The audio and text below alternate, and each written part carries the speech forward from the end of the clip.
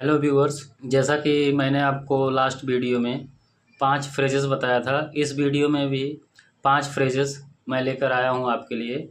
तो जैसा कि आप देख पा रहे हैं 5 फ्रेजेस है, जिसमें से पहला है एज ऑफ नाउ, दूसरा है फॉर नाउ, तीसरा है एट हुज बिहेस्ट, एट चौथा है एट द बिहेस्ट ऑफ, और पांचवा है do you remember. As of now, as of now का मतलब होता है फ़िलहाल। अगर हम हिंदी में देखें तो इसका मतलब होता है फ़िलहाल। अगर इंग्लिश में देखें तो उसका मतलब होता है एट प्रेजेंट या करेंटली। तो यूज़ तीनों का सेम ही है, पर अलग अलग जगहों पे यूज होता है, लेकिन वो इंटरचेंजेबल है।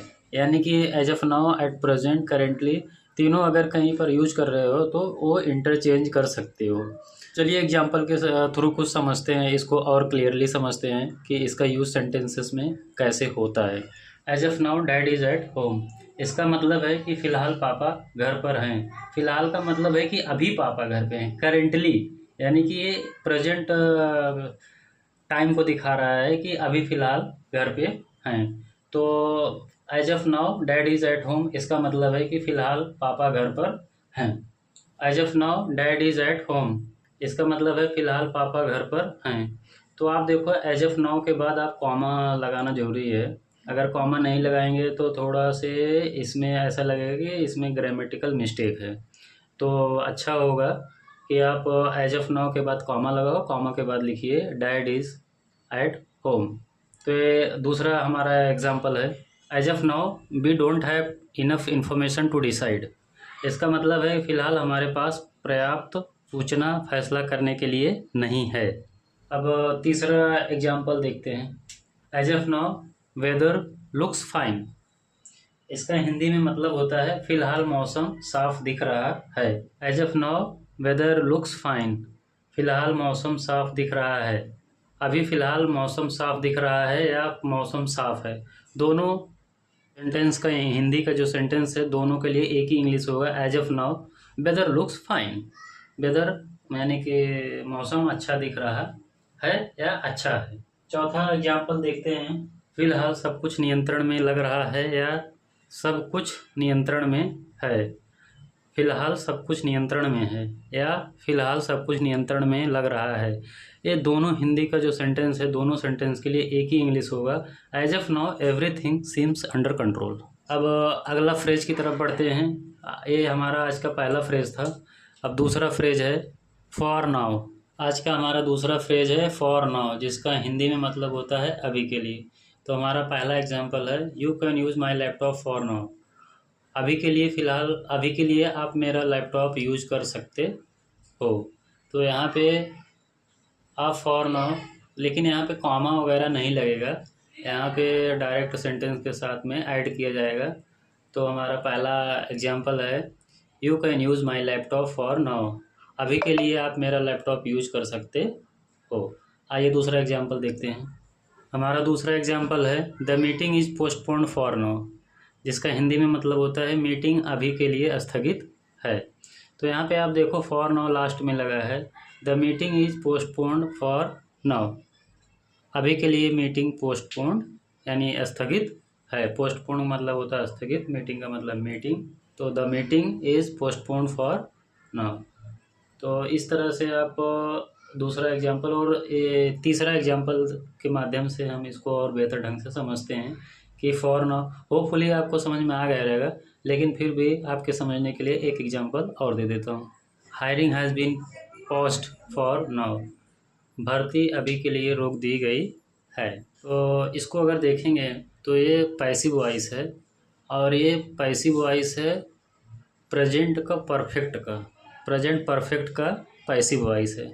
अभी धीरे धीरे चीज़ें पढ़ेंगे, पहले हम जो इम्पोर्टेंट फ्रेजेस हैं उनको पढ़ लेते हैं, उसके बाद अभी हमको शुरुआत करना है। टेंस तो हम लोग बेसिकली पढ़ेंगे, लेकिन उसके साथ ये जो मोस्ट इम्पॉर्टेंट फ्रेजेस हैं जिसको आप कभी किसी के स्पीकर के मुंह से सुनो तो आपको इसका मतलब समझ में आए कि हाँ इसका मतलब ये है। तो इसलिए पहले इसको पढ़ा रहा हूँ। टेंसेस भी पढ़ाएंगे, और कुछ लोगों को तो ऐसा तो नहीं है कि एकदम जीरो से उनको नॉलेज नहीं है, इसलिए टेंसेस ज़्यादा नहीं पढ़ा रहा हूँ। उनके लिए पढ़ा रहा हूँ जिनको थोड़ा बहुत इंग्लिश का नॉलेज है। इज़ कहाँ लगेगा, आर कहाँ लगेगा, वाज वर कहाँ लगेगा, बिल भी कहाँ लगेगा, सैल भी कहाँ लगेगा। तो इन सब चीज़ों को मुझे उम्मीद है कि बहुत सारे 80% लोगों को मालूम रहेगा। बाकी लोगों को जिनको नहीं मालूम है मैं टेंस भी पढ़ाऊँगा, लेकिन फ़िलहाल जो फ्रेजेज़ हैं, फ्रेजेज़ पढ़ाऊँगा। फ्रेजेज़ के बाद अभी मैं आपको एग्जांपल के थ्रू ही समझाऊँगा और एक एग्जांपल लूँगा, सारे टेंसेस में वही ट्रांसलेट करूँगा ताकि आपको इसका डिफरेंस समझ में आए कि वो डिफरेंसेस कहाँ कहाँ पे हैं। जैसे अभी मैंने आपको लास्ट वीडियो में बताया था कि जो प्रेजेंट में स्टेट ऑफ बीइंग का बताया था, वो घर पर है, वो घर पर था, वो घर पर होगा। तो अभी वो घर पर है, ही इज़ एट होम। घर पर था, ही वॉज एट होम। वो घर पर होगा, he will be at home. अगर वो कल के लिए बात कही गई है तो, अगर आज के लिए कही गई है तो इसका मतलब है कि he would be at home. अगर आप अंदाज़ा लगा रहे हो तो ही मे बी एट होम। अगर उससे भी ज़्यादा थोड़ा अंदाज़ा है तो पूरा 90% या 80% अंदाज़ा है तो he must be at home. Sentence वही है, हिंदी का ही है कि वो घर पर होगा, पर 3 तरीके से आप उसको बोल सकते हो।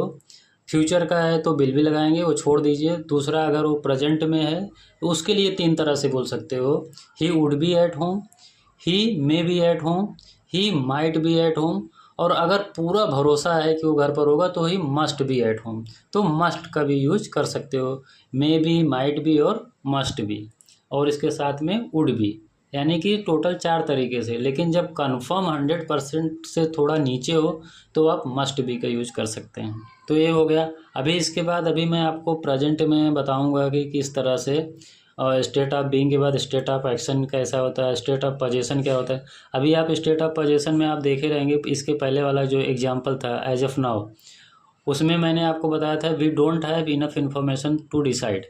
तो वहाँ पे डोंट हैव लिखा है, तो यानी कि वो प्रेजेंट का सेंटेंस है और प्रेजेंट में पोजीशन वाला है कि उसके पास कुछ होने की बात कही गई है प्रेजेंट में। तो do not have, do have, do not have, does not have, इस तरह का सेंटेंस होते हैं। इस तरह के सेंटेंसेस में आप डू नॉट, डज नॉट और do have, do not have, इस तरह का आप हेल्पिंग वर्ब के साथ में यूज कर सकते हैं। तो अभी बाद में हम लोग पढ़ेंगे, फ़िलहाल आगे देखते हैं। ये हो गया आपका तीसरा एग्जाम्पल। और अभी हम आज के अगला फ्रेज की तरफ बढ़ते हैं। हमारा जो कि आज का अगला फ्रेज है, हमारा तीसरा फ्रेज है आज का एट हुज बिहेस्ट, जिसका मतलब होता है किसके कहने पर। एट हुज बिहेस्ट तीसरा हमारा आज का फ्रेज है। तो हमारा आज का पहला एग्जाम्पल है, at whose behest did you open the door. आपने किसके कहने पर दरवाज़ा खोला। At whose behest did you open the door. दूसरा एग्जाम्पल देखते हैं। हमारा आज का दूसरा एग्जाम्पल है तीसरे फ्रेज का दूसरा example, at whose behest are you going there. किसके कहने पे आप वहाँ जा रहे हो। आप एट हुज बिहेस्ट लगा के बाकी के जो टेंसेस के हिसाब से आप चेंज कर सकते हो। जैसे कि आप यहाँ देखो, did you open the door, आपने किसके कहने पे दरवाज़ा खोला। At whose behest are you going there, a present continuous है, किसके कहने पे आप जा रहे हो। ये पास्ट का इंडेफिनिट है, क्वेश्चन इंट्रोगेटिव सेंटेंस है। At whose behest did you open the door, किसके कहने पर आपने मेरा मोबाइल छुआ। यह है हमारा तीसरा example, at whose behest did you touch my mobile. अब आइए आज का चौथा फ्रेज देखते हैं, जो है इसी का, ये समझो इंट्रोगेटिव सेंटेंस है। तो अपना वो अफर्मेटिव सेंटेंस है। इंट्रोगेटिव है, वो अफर्मेटिव है। एट द बिहेस्ट आपका मतलब होता है कि कहने पर।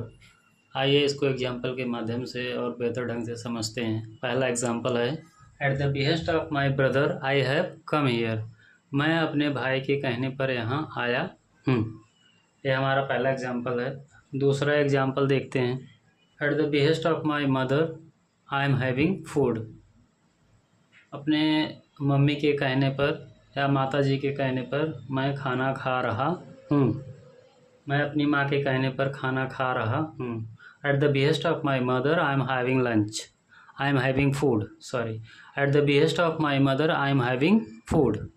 आप हैविंग की जगह ईटिंग का भी यूज कर सकते हैं। आइए तीसरा एग्जाम्पल देखते हैं। He can come here at my behest या at the behest of me, दोनों तरीके से आप बोल सकते हो। He can come here at my behest या he can come here at the behest of me, दोनों तरीके से बोलें, दोनों का मतलब एक ही है। वह यहाँ आ सकता है मेरे कहने पर, वह यहाँ मेरे कहने पर आ सकता है। तो यह हुआ हमारा आज का चौथा